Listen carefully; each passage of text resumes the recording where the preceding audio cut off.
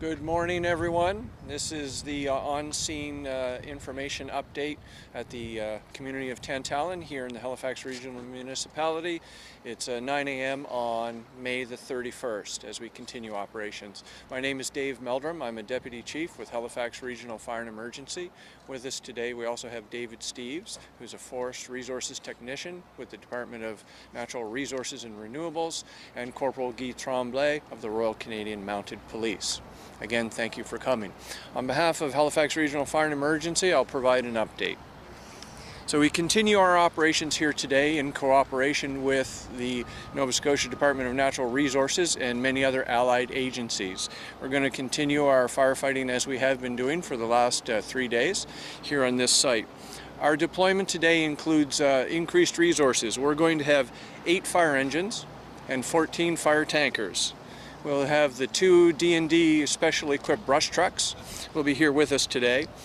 From Municipal Fire Services, we will have approximately 100 firefighters here working together today. And I want to take this opportunity to make special thanks to other municipalities who are supporting us, including, and I hope I haven't missed anyone because there's lots of crews coming in and out. We have firefighters from Hubbard's, from Mount Uniacke, from Enfield, from Elmsdale, and of course from the Department of National Defense.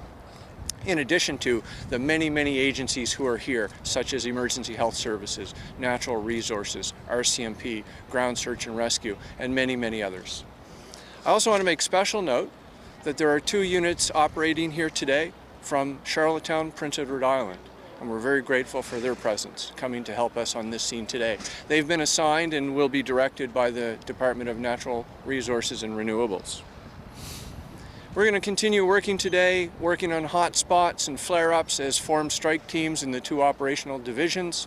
You'll hear more from David Steeves shortly on the fire weather we expect today.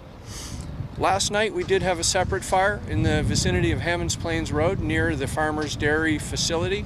That was north of Hammonds Plains Road and just a bit west of that dairy facility. That, of course, as many know, triggered an evacuation and an evacuation notice here in the Halifax Regional Municipality. Combined crews of DNRR and our teams had a great job, great fire attack last night. Regional Fire Service remained on scene and patrolled overnight, making sure there were no hot spots or flare-ups. I did have the opportunity to drive through that district this morning on the way to this site, and at about 6:30 this morning, things look very good there and very quiet. The Nova Scotia Department of Natural Resources and Renewables have taken management of that scene as a part of this scene, so they're combined now. And we're going to have combined forces. Members from Charlottetown and DNRR will be there today. Right now things are looking very good at that location, so I want to let residents know about that. It looks good there right now as we speak. In addition, Halifax Regional firefighters will be on the grounds here in Tantallon, continuing our assessment of the damage to buildings in this area. We are cataloging the location and condition of all damaged buildings, and we're working as quickly as we can, but also working to be accurate and thorough. So that work continues, and we'll strive to do that without interfering with firefighting operations today. David. Good morning, everyone. My name is Dave Steeves. I'm a technician of forest resources for the Nova Scotia Department of Natural Resources. Give you a brief update as to what's happening with fire behavior. We have had a growth in the fire area, so we are currently up to 837 hectares, so that's an approximate growth of about 49 hectares. We attribute that to some of the fire behavior that we did see yesterday, as well as some more accurate mapping on our behalf. So it's not something that we didn't foresee coming yesterday with the weather that we had, and we were fortunate with the hard work of the firefighters on the ground that we were able to hold it to where we did. Today could possibly be a very difficult day. We've got winds gusting up to 20-25 out of the southwest, and as I had mentioned before, winds out of any southerly direction are a drying wind, so they're going to continue to eat away at the remaining moisture in the fine fuels, those leaves and those twigs on the ground that carry the fire to other avenues of the wildland environment. Also, we are forecasted to have relatively low relative humidity today. We're looking at around 20%. So when our relative humidity levels get close to the forecasted temperature of today, that's a phenomenon of what we call crossover, excuse me, yes, crossover. And the phenomenon of crossover is an indicator of extreme fire behavior. So because we do have winds gusting up to 25 and a crossover environment, today could be a day that is very dangerous for the folks on the ground. So our ground commanders are going to be ever vigilant in our surroundings. Our situational awareness is going to be extremely high. We are going to ensure that all of our firefighters have their safety routes and escape zones, and we're going to be, like I said before, ever vigilant as to our operations of today.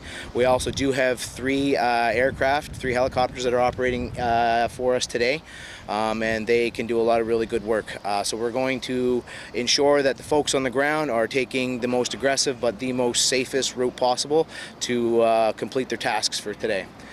I will turn this over to Officer Tremblay. Morning everyone, my name is Corporal Guy Tremblay with the RCMP Public Information Officer. Bon matin tout le monde, je suis Caporal Guillaume Tremblay avec la GRC. This morning we'd like to reassure the public that our officers are out there 24 hours a day patrolling the evacuated areas, ensuring that the communities are safe. We also have officers stationed throughout checkpoints in the evacuated areas to control traffic to make sure nobody enters those areas. We'd like to remind the public not to attend those areas or attempt to enter the evacuated areas as well. In regards to any pets that were left behind, we'd like to inform the public to contact the SPCA and make arrangements with them to meet them somewhere and provide them a key and access code to your residence if required. They'll be escorted properly, and if it's possible to do so safely inside the evacuated zones, to obtain the pets that were left behind as well, and later reunited with the families at a safe location. In regards to airspace, we'd like to remind everyone that the airspace is restricted. There are no drones flying, even from our partners. Helicopters and aircrafts are out there dropping water, and it's very important that there's no drones that are seen up in the sky. It is restricted. In regards to calls for 911 service, we'd like to remind the public of appropriate use. Only call 911 if it's an emergency, if your life is in danger or if your property is in danger. So make sure that those non-emergency numbers are known. Contact non-emergency numbers if required, whenever police, fire, or other emergency services are required. En français ce matin, alors on veut rappeler au public que nos policiers sont sur place. Ils patrouillent les quartiers pour assurer que les environnements sont sécuritaires. Et nous avons aussi des patrouilleurs à des points de contrôle dans les zones qui ont été évacuées. En ce qui concerne les animaux domestiques qui ont été laissés derrière, s'il vous plaît, contactez la SPCA pour faire des arrangements et obtenir une clé pour votre résidence. Les animaux seront réunis avec les familles dans un endroit sécuritaire une fois qu'ils sont retrouvés. En ce qui concerne l'espace aérien aujourd'hui, il y a des restrictions pour l'espace aérien. Alors, aucun drone a droit de voler ou survoler les endroits évacués. Il faut s'assurer que les hélicoptères et les avions ont un endroit sécuritaire pour voler et laisser de l'eau sur les feux de forêt aujourd'hui. Pour les appels au service 911, on veut rappeler au public d'appeler le 911 seulement si c'est une urgence, s'il y a un danger pour la vie d'une personne ou pour un danger pour les propriétés.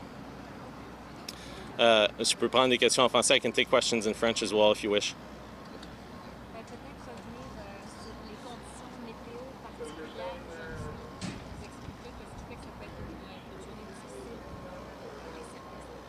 Parfait. Je vais traduire la question en anglais pour faire sûr que ma réponse est la bonne. So we have a question in French in regards to weather forecast today, if you don't mind repeating, Dave, and I can translate in French to make sure. So the forecast today is sustained winds of 15 out of the southwest, gusting up to 20. Our relative humidity is going to be down around 20%, and the forecasted temperature around 25. So that creates a very dangerous fire environment for the folks on the ground. Alors, la température va monter jusqu'à 25 degrés aujourd'hui et les vents et des bourrasques de vent jusqu'à 20 km/h, et ainsi que le pourcentage d'humidité sera autour de 20%. La combinaison de tous les facteurs pour la météo fait en sorte que c'est très dangereux pour les feux.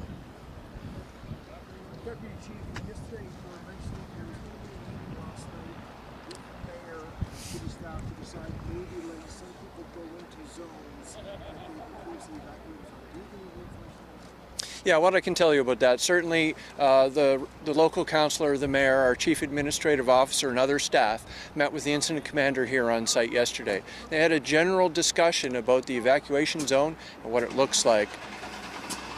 Wait a moment.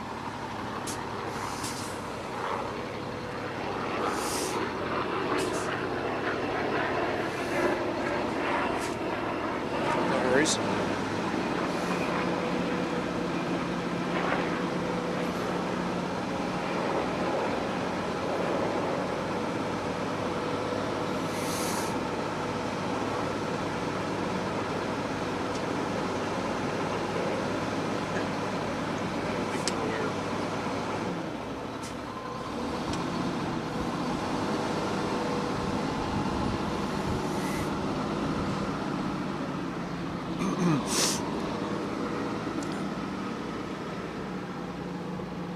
All right.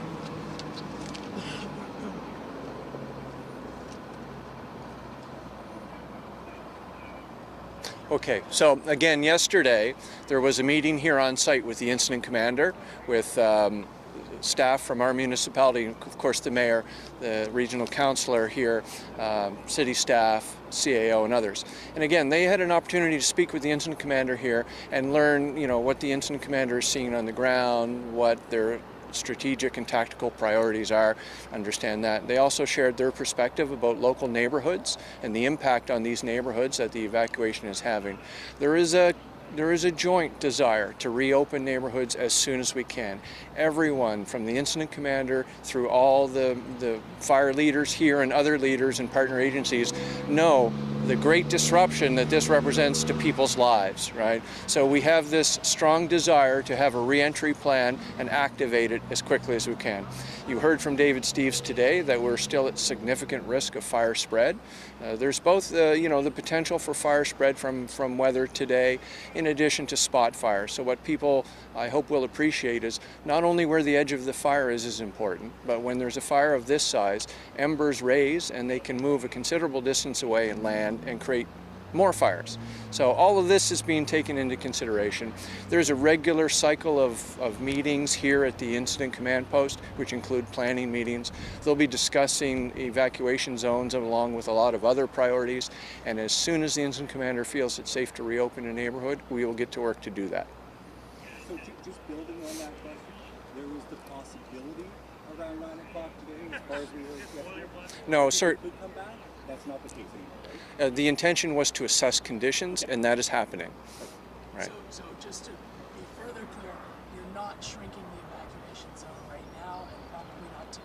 Now, let me be very clear. We are not changing the evacuation zone at this time. I cannot say if there will be any changes today. I would recommend that everyone anticipate, given the weather forecast that we have, I wouldn't be making plans for a re-entry today.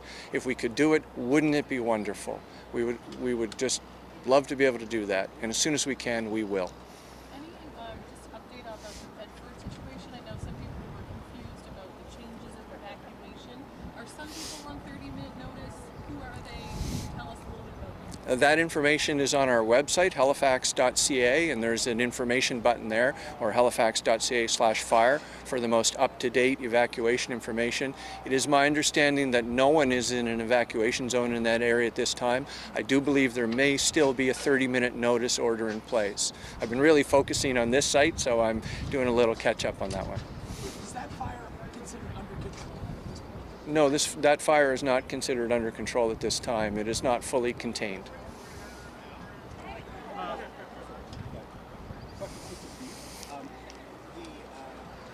The increased size of the fire. Yep. Can you explain the process for how we measure it? Do we fly it? So initially what happens when we get to any type of incident, our first concern is that initial attack or getting water on that fire, whatever resources that we have to do. So the preliminary mapping that we undertake is very quick and dirty, so to speak. We just want to get a handle very roughly as to what it is we're dealing with, the terrain, the topography, all of the environmental factors. As time goes on and resources allow, our mapping specialists actually will fly fly the perimeter and get a more accurate measurement. And then as information comes in from folks in the field, we're able to even more fine-tune that. So the 788, while that was a good number, it has been refined and continues to be refined on a daily basis by our plans sections chief, who flies it in the morning and gives us the most updated information that we have for that particular operational period. So, talking different help that are we looking for more help and from where? So right now we were very fortunate enough that the government of PEI has given us 6 firefighters as well, so they've been rolled in with the DNR staff on the ground. Right now the resources that we have are adequate for our tactical operations that we have for this period. If it is deemed that we need more resources at the end of this operational period, then we will request those. And there's a formalized process for that, and as I had mentioned yesterday, we have resource sharing agreements with our neighboring provinces and some of the northeastern United States. So there's a bit of an administrative process that goes to that, but they're always good to respond to our requests as long as things are safe in their home provinces. Operational period, how long? 24 hours. Regarding that help, apparently Quebec has very good aircraft.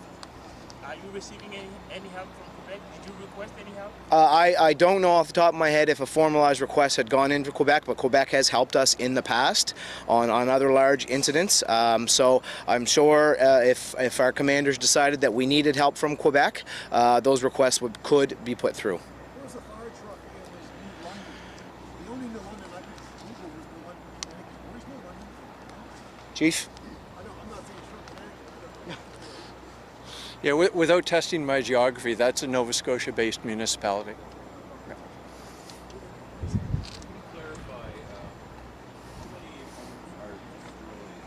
So that information's not available. We're cataloging those now. We have provided an estimate that we believe approximately 200 structures have been damaged or destroyed, and approximately 150 of those would be residences or homes. But we're working hard today to get good data.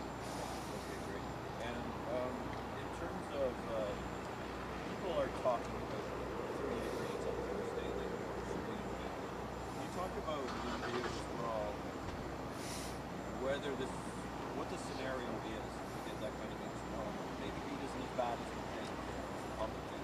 Could you address that? Do you want to take that, David? Yep, sure. Yep. So in wildland fire, we always plan for worst case scenario. So when we do our fire behavior forecasts, we are going to plan for how bad it could potentially be. If things don't reach that point, that is a positive thing. But when we do input our numbers into our weather systems, we are using the top forecasted numbers so that we can have worst case scenario and plan specifically for that. So we get numbers regarding like head fire intensity and flame lengths and a whole bunch of other scientific stuff, and that tells us if it's going to be safe for us to actually put people on the fire line or if it's going to be an aerial resource day. The last thing that we are going to do, as much as we want to get in there with hoses and help folks get back into their homes, is compromise the safety of those people on the line. They are out there risking their lives to help get these folks back into their homes. But the last thing we want to do is make a decision that's going to put somebody in harm's way. So, Chief, a little bit earlier, you talked about a fire that you were able to control. Was it in the? I'm not familiar with the area. Was it in the Bedford area? Yeah, so in the Bedford area, pretty close to the intersection of Hammonds Plains Road and Larry Utek, that's a street intersection that many people know, there is a manufacturing facility there, Farmer's Dairy, and just to the west of that facility was a wildfire that caused two concerns for our firefighters. There was, one moment please. So two concerns for firefighters there. Obviously the impact of the wildfire that could have on neighboring both commercial and residential properties. And in addition, there was a concern to protect stored ammonia tanks that are at the farmer's facility. And again, I was able to drop by that site this morning, and early this morning things there were looking very, very good. So I'm sure firefighters will have, will be on the ground, that's for sure. And we'll have good opportunity to make sure that that remains a stable scene. So, how many fires do we have now in the province? Provincial data, I'm from the municipality, so I don't have that information. Just to clarify, what's the risk of the residents now? Is it to go back to their homes and maybe have a risk of another fire, or is it because the fire around their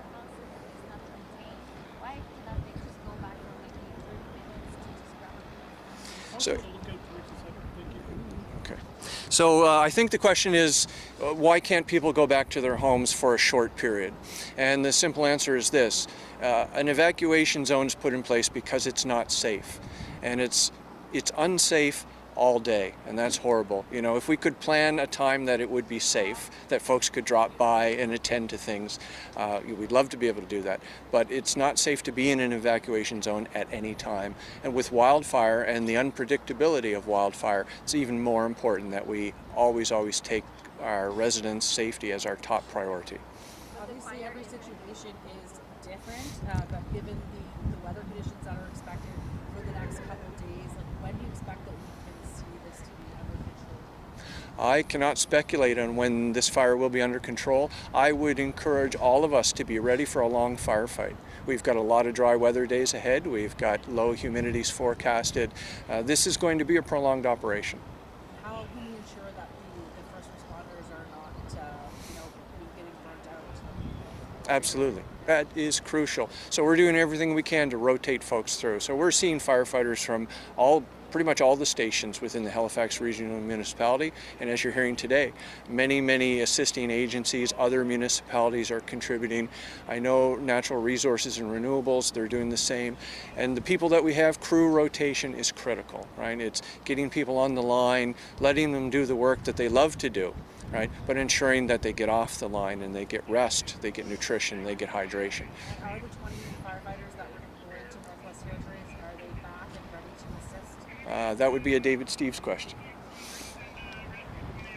It's my understanding that they are coming back and will be deployed within the province for work. So, you know, we will take the assistance when we get it. These guys and gals that come with this 20-pack are top-notch firefighters, so it would be good to have their experience on the line. There was some talk yesterday about letting some of the people in the areas of most significant damage back in to see, what's up with their waters. Do you see that happening today or tomorrow? Is that possible?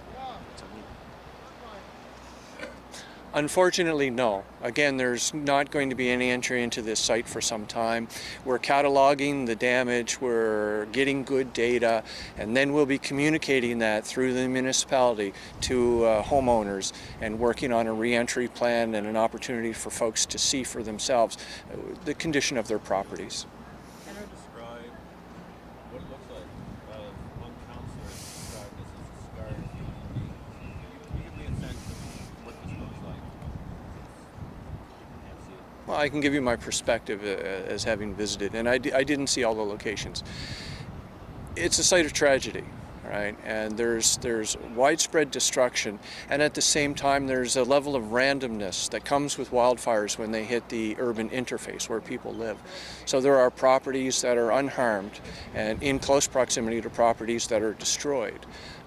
It's terrible to see. There's these are people's homes. This is a community, and it's really confusing to myself as a layperson and a resident of the regional municipality to see how this community was impacted by this fire. Just suspect that there would be many more homes that have been originally documented. Just in French. Okay. In French, please. Thank you very much. Thank you. Le service des incendies mentionnait que c'est vraiment difficile, ça peut être troublant de voir les scènes où les incendies ont pris place. Les feux, parfois, peuvent bondir d'un endroit à un autre parce que c'était tellement intense. Et c'est vraiment une scène troublante et c'est difficile pour ceux qui ont possiblement perdu leur résidence. Alors, c'est certain que la municipalité catalogue encore les adresses exactes des structures qui ont été endommagées ou complètement détruites. Merci. David, you mentioned that there are 3 choppers today, but you didn't really mention any of the water bombers. So have those been redeployed down to help out with Shelburne? Are those coming back today? There are some resources that have been deployed to Shelburne. I know our operations sections chief have been in contact with our air services branch in regards to the CL-415s, but I haven't heard any confirmation on it today. If it is deemed that they are necessary to be here, I'm sure the resource request will go in. I would like to, while I'm standing up here, actually briefly touch on the homeowner situation. Wildland fire behavior is controlled by three main areas. It's fuels, weather, and topography. And the slightest variation in any one of those situations causes a massive change in how that fire is going to behave in a given environment. We are not keeping folks at bay because it's what we want to do. This is to keep people alive. This is a very dangerous situation. It's changing every moment with wind, with fuels, with the lay of the land, how the sun is heating the fuels. Everything is constantly evolving.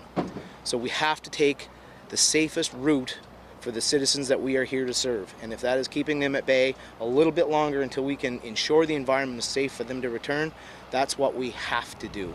It's not what we want to do, it's what we have to do. Excuse me, can you just remind me how many hectares have you burned here in Tantallon? 837 hectares.